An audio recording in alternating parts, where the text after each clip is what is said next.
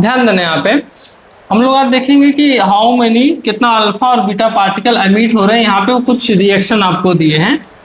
ध्यान देना, ऐसे क्वेश्चन आते हैं नीट जेई और अलग अलग जितने भी कॉम्पिटिटिव एग्जाम होते हैं हर जगह पूछे जाते हैं। निकाला कैसा जाता है वो ध्यान देना।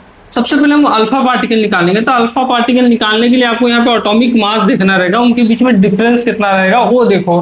तो देखो यहाँ पे कितना है 237 और यहाँ पे 209। अगर इसको माइनस करेंगे तो आपको कितना मिलेगा 28। और एक चीज आपको याद रखना पड़ेगा कि एक अल्फा पार्टिकल जब निकलता है तो एटॉमिक मास 4 नंबर से कम होते हैं। तो यहाँ पे आपको अल्फा पार्टिकल कैसे फाइंड आउट करोगे, तो एटॉमिक मास यहाँ पे आप देख सकते हो कितना डिफरेंस है।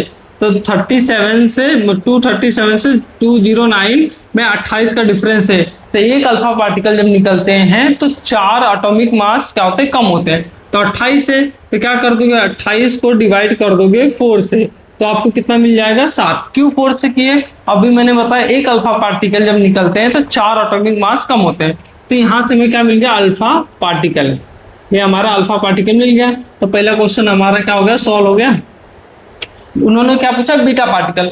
बीटा पार्टिकल निकालने का कैसा तरीका ध्यान देना है। ये हमें जो रिएक्शन दिया है, सबसे पहले इसका एटॉमिक नंबर लेंगे 93 इज इक्वल टू 83 करोगे, फिर यहाँ पे प्लस दोगे। ध्यान देना फॉर्मूला है, इसी तरीके से करना पड़ता है।